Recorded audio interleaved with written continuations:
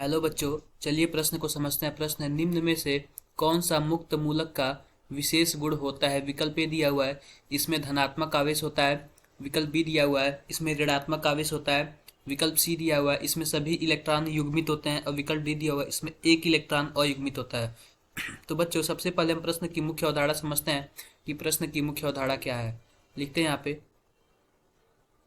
मुख्य अवधारणा।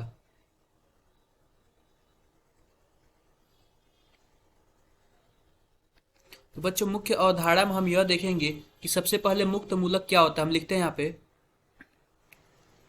मुक्त मूलक। तो बच्चों, मुक्त मूलक अगर मैं एक एथेन बनाऊं या फिर अगर मैं एक मीथेन बनाता हूं, उदाहरण के साथ समझते हैं। उदाहरण के साथ अगर मैं एक मीथेन का अणु बनाता हूं कुछ इस प्रकार, तो इसमें होता क्या है, ये जो कार्बन और हाइड्रोजन के जो बंध है ना, ये कुछ इस प्रकार होमोलाइसिस क्लीवेज कर लेता है। ये जो हाइड्रोजन है अपना इलेक्ट्रॉन ले लेता है और कार्बन अपना इलेक्ट्रॉन ले लेता है।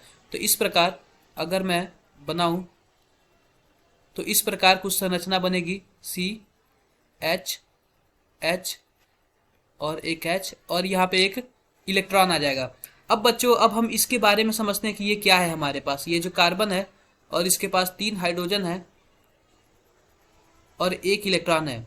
तो बच्चों, अब हम ध्यान देते हैं इस पे, न ही तो कोई पॉजिटिव चार्ज है, न ही कोई धनात्मक आवेश है, और न ही कोई इस पे कोई एक ऋणात्मक आवेश पे है। इस पे एक इलेक्ट्रॉन है। जबकि तो आओ बच्चों, हम इलेक्ट्रॉनों को गिनते हैं, टोटल कितना है। अगर शेयरिंग में देखें तो 2 इलेक्ट्रॉन है सबके पास 2 इलेक्ट्रॉन है, यानी सभी के सभी युग्मन में है। और ये जो है अकेला बचा हुआ है, इसके पास कोई युग्मन नहीं है। तो हम लिखते हैं यहाँ पे अयुग्मित इलेक्ट्रॉन है, अयुग्मित इलेक्ट्रॉन है। तो बच्चों, इस प्रकार हम विकल्प के माध्यम से अपने सही उत्तर का चयन करें तो हमारे पास पहला विकल्प है, इसमें धनात्मक आवेश होता है। तो बच्चों, इसमें कोई भी आवेश नहीं होता। ये लिखा हुआ है इसमें ऋणात्मक आवेश होता है, तो इस पे भी कोई भी आवेश नहीं होता।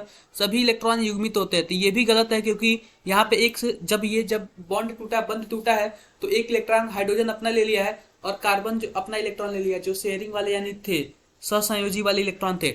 उसके बाद इसके पास एक इलेक्ट्रॉन बचा, तो इसमें एक अयुग्मित इलेक्ट्रॉन होता है। यह बिल्कुल सही विकल्प है। तो बच्चों, इस प्रकार हमारा डी विकल्प सही है। आशा करते हैं कि आपको मुख्य अवधारणा के आधार पर प्रश्न समझ आया होगा। धन्यवाद।